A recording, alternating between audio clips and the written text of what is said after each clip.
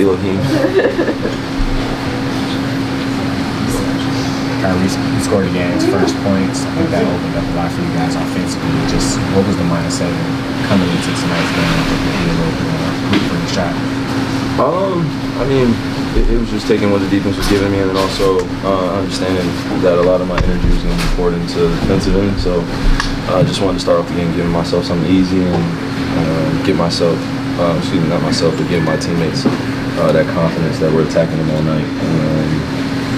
Just starting off the game like that from minute one felt pretty good, and everybody else pretty much followed suit. So felt good.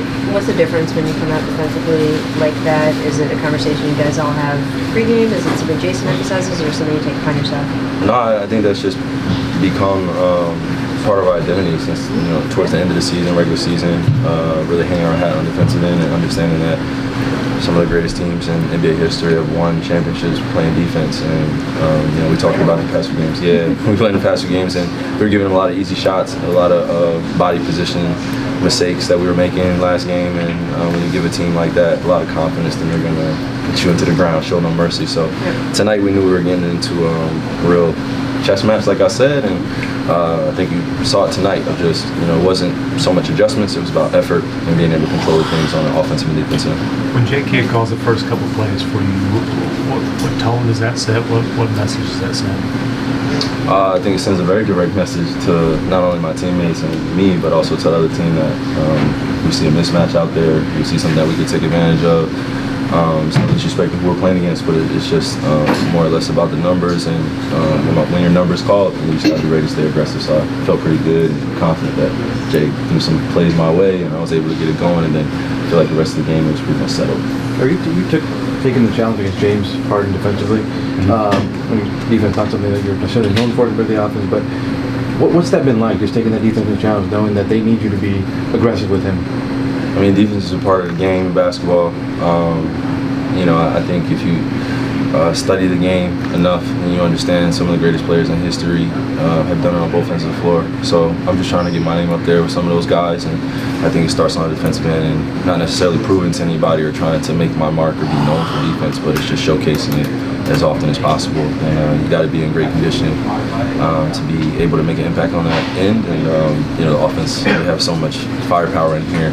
I don't necessarily have to rely on my offensive ability to get me going. So on the defensive end, I really take pride in it, and I think it carries on to my teammates. You also know James's game pretty well, just from playing with him and against him over the years. How much does that help when you draw that assignment?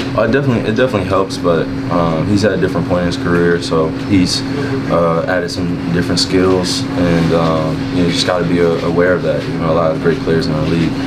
They may not be as quick, they may not be as athletic, but they're still very smart, and they're able to make an impact on the game. And we've seen that, for the previous 4 games. So I wouldn't take this one game for granted at all. He's not going to shoot that, shoot what he shot tonight against us on Game 6. So we just got to be ready for their best shot again, like it was in Game 4. PG mentioned that one of the key adjustments that you guys made tonight was pushing the pace. Mm-hmm. How much of that was a focus heading into this game? It was definitely a focus. That's been a focus every other game. I think tonight we just jumped on it first, and I think you're seeing a prototypical NBA 4-5 series where we know each other very well, but it's going to be the little details that get you the wins. And I think tonight we displayed our effort on the offensive end, being able to push the pace, but defensively I felt we were locked in. Kyrie, can you talk about the move? I know you work on this all the time. Behind the back with the left, you slap the defender's hand down, and then just talk about chest up, eyes up. So chest up, eyes up. You've been preaching that to Jewel Lloyd. I remember the last time you preached that to her. Yeah. So how can players learn from that, having your chest up and eyes up too?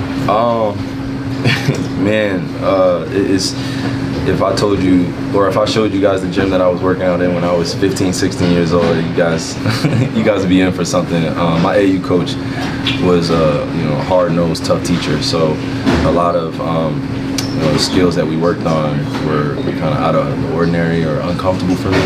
And he always used to challenge me to keep my head up while dribbling, moving at a fast pace. Not a lot of people can go from A to B and make 5 moves while they're running. So I think that's something that separates me from a lot of different guards in the league, where if you get me in a fast break, I feel like if you're backpedaling, I have the advantage, and some of the moves just come out of the creative air. So it feels good that I was able to finish it, but I knew that it was a bigger play than just the highlight. It was more or less a momentum shift, and we went up 12 on that play, so it felt good. Who's the AAU coach you guys have now? Sandy Pione, New Jersey Roadrunners. Yeah. Now Luka Doncic was playing hurt a little bit tonight. What stood out to you about his performance? I always speak on his resilience. I spoke on it in the regular season, just how much he means to us as a group, but also the pride he takes in taking care of himself. And when he's not feeling 100%, he's still gonna go out there and play. And for me as a teammate, I enjoy that. I enjoy being around somebody like that that's gonna push themselves, but also be smart and still make an impact on the game and still empty his clips, as we like to say. Even though he's not feeling well or he's not able to be 100%, he's still able to lead our team in his own way. So we just need him to continue to be himself when he's being aggressive like that. And putting those daggers in every single quarter makes a difference for us. From what you've seen, what is it about Luka in road games and road matchups that he just relishes? Great players rise to the occasion, man. I think we've seen it often from him. I think, in the past, we've seen him surrounded with different teammates. This is the first year you've seen him around some other guys that have a little bit of a different mix, a little bit better mix. And, we're a tougher team because we've been through some stuff this year. We had some trades mid-season. We thought we had a solidified group. And then, I get injured for 15 games or 20-some-odd games. So, the young man is carrying as much as he can, and he did that for the majority of the season, so I give him a lot of credit. And now we just got to reward him for all that hard work in the regular season and make his burdens a lot easier, and that's part of being a great teammate. Kyrie, how much more dangerous does it make you as a team when someone like Maxi Kleber can even come up and score? Yeah, he had a beautiful game tonight, and I don't use that word lightly. I don't even say that about people's games, but tonight was beautiful because of just his positioning on his jump shots and his balance. And if you look back at some of the film, he was ready to shoot. And that's what we need from all our guys, not just Maxi. But when we get that addition of scoring off the bench and defensively we're in the right spots, then it looks good. So it was a beautiful game by him, and he was in the right spots pretty often. What's impressive about Derek Lively? He's been through so much, but also when he came back from Duke, just his IQ, also just being ready for the moment. It seems like he's ready every single time. You wouldn't even think he's a rookie out there, to be honest with you. Just talk about that. Something about those Duke guys, man. Something about him, man. He has a very old soul. I share this with him often, but this is bigger than us. This season's bigger than us. It's bigger than just winning ball games and winning a championship. Guys in this locker room are dealt with a lot personally, and we're just here for each other beyond the court. So when we get a chance to express ourselves out here, it's pretty easy, and he's playing with that type of passion, and he's doing the little things for us as a big, and he's listening. He's sky high ahead of a lot of other rookies that I know, just from not just skill set, but just an understanding of the game and the nuances. Not a lot of young players understand spacing, and also how to give that effort for however long you're playing. So. Thank you. Let's get ready for HoopJab.